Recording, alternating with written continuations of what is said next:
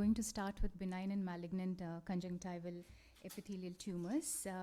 I have no financial disclosures, and these are my affiliations. So, well, just starting with the basics, conjunctiva is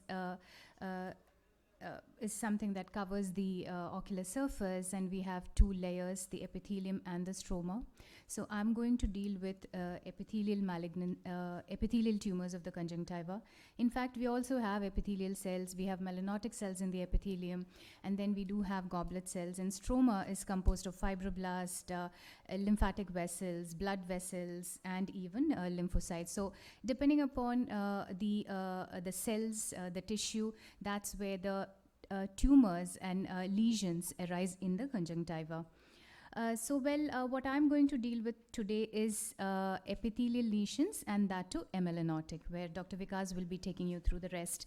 So mainly classification of these ocular surface tumors, we have benign tumors and malignant tumors, and I'm not going to go into the details of each, but we will see further clinical features of each of these tumors. So the objective of this particular presentation would be clinical diagnosis and differentiating features. The characteristic clinical features and management will be dealt by Dr. Hunavar.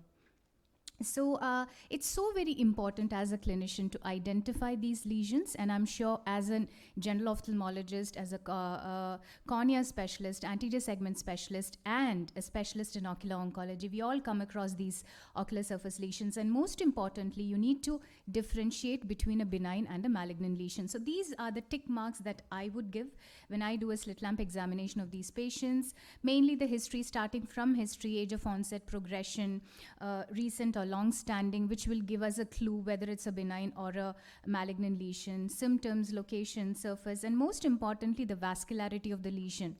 Mostly when a lesion is very vascular, that indicates there is some amount of extra oxygen and blood supply going to the lesion for its proliferation, and that indicates it's a malignant lesion. Of course, mobility and fixity would let us know whether there is invasion or not.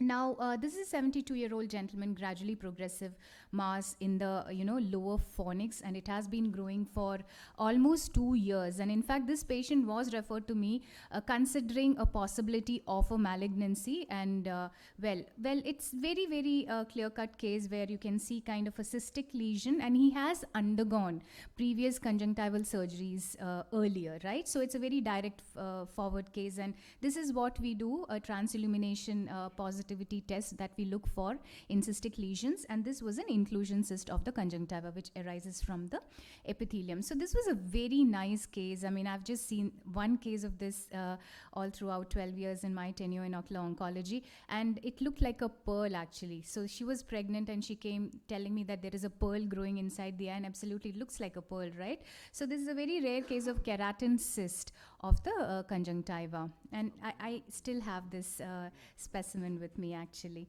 All right, so a 32-year-old lady with eyelid swelling and fleshy mass in both eyes, and she says that her eyelid has been like swollen and full since childhood. Well, there is nothing obvious which is seen over here, and this is what I found. In bilateral it was there in the upper temporal quadrant, lower temporal quadrant, in the right eye, as well as in the left eye over here. I'm sure the audience knows the answer over here. What is it? Dermolipoma, yeah. So usually we talk about dermolipoma, which arises in the suprotemporal quadrant, but this is again a very rare presentation where she had bilateral and multifocal dermolipoma. All right, excision was done, and this is how she looks like. So this is an HIV positive patient. He had ocular surface squamous neoplasia in his right eye, and then he comes with this lesion in his left eye. So being an immunocompromised patient, a young patient, he was 40-year-old. Well, the first thing that you would keep in mind is a malignancy, of course, right? Ocular surface squamous neoplasia.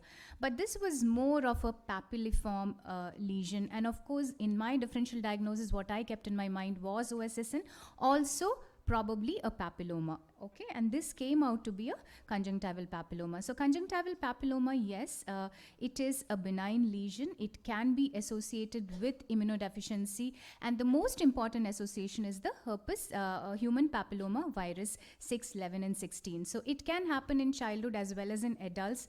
Usually it is seen in the inferomedial bulbar conjunctiva or the fornix as a papillomatous lesion. It will be pedunculated. It is usually mobile in the lesion, and also sometimes you find these diffuse lesions. So this was a patient who presented with a squamous papilloma in the right eye and a squamous cell carcinoma in the left eye. So very sorry for these, the fonts over here, because there is a shift from Mac to the Windows. So it was a squamous cell papilloma on the with all these mixed variety of epithelial tumors. Something called pseudoepitheliomatous hyperplasia. We do see it in our practice. Often it mimics an OSSN, but it doesn't have a very characteristic feature of OSSN, which I will be taking you through. And these are elevated leukoplakic pink lesion, which arises not many feeder vessels over there, which is not very characteristic of OSSN. And pathologically, this came out to be a pseudoepitheliomatous hyperplasia. It's in fact an inflammatory proliferation of the conjunctiva. Well, so any take on the diagnosis over here? Very subtle lesion in the bulbar conjunctiva. In fact, this is my right eye. Yes, I have it. Shefali knows the answer. What is it? Actinic keratosis. Okay, so excessive UV radiation exposure can lead to actinic keratosis. I has it bilaterally, and this is how very subtle it looks like. It is pre-malignant, but well, the chances of this turning into an OSSN is very, very low. But you have to keep it in mind. Patients might present with this in your clinic as well. So again, it is leukoplakic. There will be specks of keratin over the surface. It's gradually progressive and usually non-aggressive. Now, this was a patient who underwent an excision biopsy for an OSSN, referred to me after 2 weeks with this lesion, whether thinking that it's a recurrence of OSSN. Very unlikely to have a recurrence in 2 weeks, right? Yeah, so he had undergone an AMG also, which was placed. So what could this be? Pyogenic granuloma, yes. So it's very reddish in color, rapidly progressing lesion, and of course recurrence is definitely ruled out in 2 weeks of that of an OSSN. We went ahead excising it and also topical steroids, okay. So it's fleshy, elevated, round or ovoid, and it can be pedunculated or even broad-based. This is 70-year-old gentleman with white lesion in the theory, UVB radiation, P53 mutation, and even HPV infection has been attributed to it. Mostly perilimbal in location. As I told you, there is a transition zone theory where there is a transition of the epithelium at the limbus, and that's where it happens. So most importantly, you have to look for any lesion, even in the cornea or anywhere in the limbus, look for specks of keratin. It could be a very subtle OSSN, all right, even in cornea. Now, systemic association, we have been, you might be seeing these cases in your clinic. Xeroderma pigmentosum patients, they can present at a very, very young age. This is a child with bilateral OSSN, and one was a squamous cell carcinoma and the other one was a carcinoma in situ in the left eye. Now, very rare syndrome. This is a case reported by one of Sir's previous very senior fellow of mine, Papillon-Lefebvre syndrome, where they have they present with OSSN at a very young age, congenital, hereditary. They will have palmoplantar keratodoma and periodontosis. A very rare syndrome, not many cases reported. So conjunctival SCC is something that you have to really keep in mind. Never miss it in your clinical practice. It can be low grade, it can be aggressive, especially in immunosuppressive patients and patients with systemic association. Now, this is a very nodular lesion in the conjunctiva. Not very, very typical. It's like really nodular sitting there. Small lesion, of course. Feeder vessel is there. Some amount of rose Bengal staining and specks of keratin is there. So there are aggressive variant of OSSN, and this was a mucoepidermoid carcinoma, although very, very small. So nodular. It can present as a fleshy nodular lesion as well. The other aggressive variants are spindle cell squamous cell carcinoma and adenoid squamous carcinoma. So the characteristic features of an OSSN as an ocular surface tumor is the presence of keratin, rose Bengal staining, feeder vessels that you see here, intrinsic vessels which will be on the surface of the lesion, corneal encroachment, and scleral fixity. Now, how do you look for a scleral fixity? Well, this is how we do. Sorry, it's totally distorted over here because it's Mac to Windows. We take cotton bud tip and then try to move it in the clinic in order to clinically assess whether there is scleral fixity or not. Well, very important to avoid the eyelid of any of these patients who come to you. Okay, so there can be a lesion sitting in the tarsus as well. So this was a patient who presented with OSSN of the upper tarsus. So clinical documentation is very, very important. Before the patient goes in for a surgical intervention, we actually, kind of map out the entire extent of the lesion. Although you see a very nodular whitish lesion over here, but the surrounding conjunctiva is thickened. That means the surrounding conjunctiva is also affected. And as I told you, it is a spectrum. So it can be a dysplasia there, it can be a carcinoma in situ, and a squamous cell carcinoma, which is seen nodular. Lymph node examination is again very important. Preauricular, submandibular, anterior cervical, and the posterior cervical. So ocular surface squamous neoplasia comes in different forms: nodular, gelatinous, papillary, even pigmented, which can actually simulate a conjunctival melanoma, all right?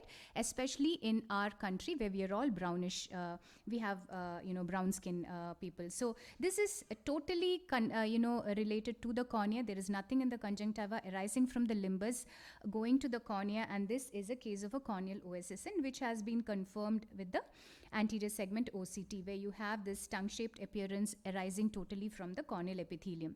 Another very rare variant, this is a patient left eye. She has been treated for blepharitis for many, many years. It has not been, resolving. So any patient presenting with a very asymmetric blepharitis, some specks of keratin, you should always think of a diffuse OSSN. So this is how we diagnose. We take map biopsy and then we confirm how much is the extent of the OSSN. Now, role of investigation, yes. Role of UBN and OSOCT in those patients where one is corneal OSSN, of course, and other where you are suspecting a scleral invasion or an intraocular extension. Ultrasound B scan for intraocular extension. Any lesion which is like very large, and especially in the medial caruncle towards the fornices, always do a CT scan in order to rule out an orbital extension. So this is a 56-year-old lady with a swelling in the caruncle for the past 8 months. Any guess for the diagnosis? It's a very rare tumor, in fact, epithelial tumor, benign. You'll get a chocolate at the end of the session. Oncocytoma. Who said that? Hands up. Oh, hi. I know you. All right, yeah. So this is a case of an oncocytoma. Very, very rare. Very few reported cases. And there are 15 cases reported of adenocarcinoma also. So there is a very rare possibility that a malignancy can arise from it. All right. Last case, 68-year-old gentleman with redness and irritation in the right eye past 1 year. Caruncle has all the tissues. It has got squamous epithelium. It has got sebaceous glands. It has got skin. Everything is there. So any tumors can arise from the caruncle. Any guess for this? What would you want to rule out? It's reddish in color, right? It doesn't look good. There is hemorrhage over the surface, right? So always think of a malignancy, and you know what this came out as? Sebaceous gland carcinoma. So yes, sebaceous gland carcinoma can also arise in the conjunctiva. Well, any guesses? Amelanotic, bilateral, near the limbus, some specks of melanin, long-standing, childhood. This is how it looks like. Cystic spaces, macrocysts, any lesion in the conjunctival epithelium with cysts, nevus. So this is an amelanotic nevus. I'm not going into the, Dr. Vikas is going to take over the melanocytic lesions. Well, this looks very amelanotic, but there are specks of pigment over there, large lesion. This was a very rare kind of a presentation of a conjunctival amelanotic melanoma, most commonly seen in the Western population. And this is a case which I had seen during my fellowship with Carol Shields at Wilsey Hospital. Not too common in India though, but just keep it in your mind. And thank you very much. It's a wide